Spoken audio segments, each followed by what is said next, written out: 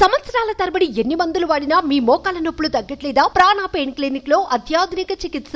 AP రాజకీయాల్లో మరో కీలక పరిణామం చోటు చేసుకుంది. వైసీపీ ఫైర్ బ్రాండ్ మాజీ మంత్రి జోగి రమేష్ కుమారుణ్ణి ఏసీబీ అధికారులు అరెస్టు చేశారు. సిఐడి స్వాధీనంలో ఉన్న అగ్రిగోల్డ్ భూములను జోగి కుటుంబ సభ్యులు కబ్జా చేశారనే ఆరోపణల నేపథ్యంలో ఈ రోజు ఉదయం 5 గంటల నుంచి ఇబ్రహీంపట్నంలో జోగి రమేష్ నివాసంలో సోదాలు చేపట్టిన ఏసీబీ జోగి రమేష్ ను అదుపులోకి తీసుకున్నట్లుగా తెలుస్తోంది. ఇంటిని మొత్తం తమ ఆధీనంలోకి తీసుకుని 15 మంది అధికారులు రమేష్ ఇంటిని జల్లెడ పట్టారు. సోదాల్లో పలు రికార్డులు, డాక్యుమెంట్లను కూడా వారు పరిశీలించినట్లుగా తెలుస్తోంది. అనంతరం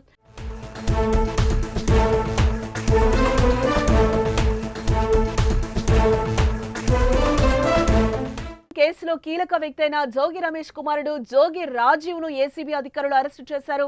అయితే రాజకీయ కక్షల్లో భాగంగానే తనను అరెస్టు చేశారని జోగి రాజీవ్ అంటున్నారు. అందరూ కొనుగోలు చేసినట్లుగానే తాము కూడా భూమిని కొనుగోలు చేశామని, అందులో తప్పేముందని అంటున్నారు.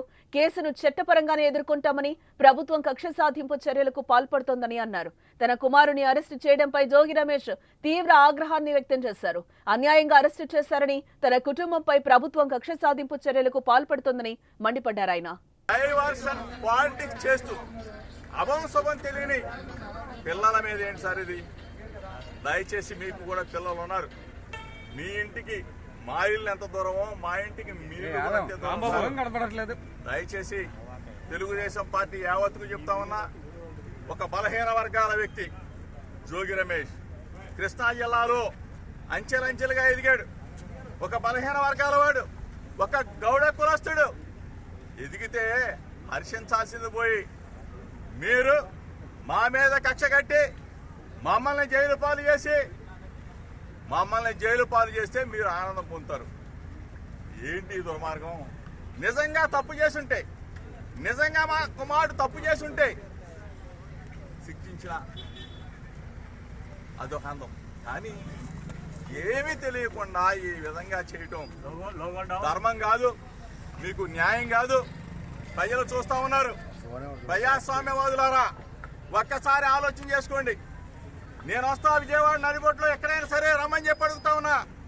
ఎన్టీఆర్ జిల్లా అంబాపురం గ్రామంలో ఆర్ఎస్ నెంబర్ 69/2 రీసర్వే నెంబర్ 87లో 87లో అగ్రిగోల్డ్ కు చెందిన సుమారు 2300 గజాల భూమి ఫ్లాట్ల రూపంలో ఉంది.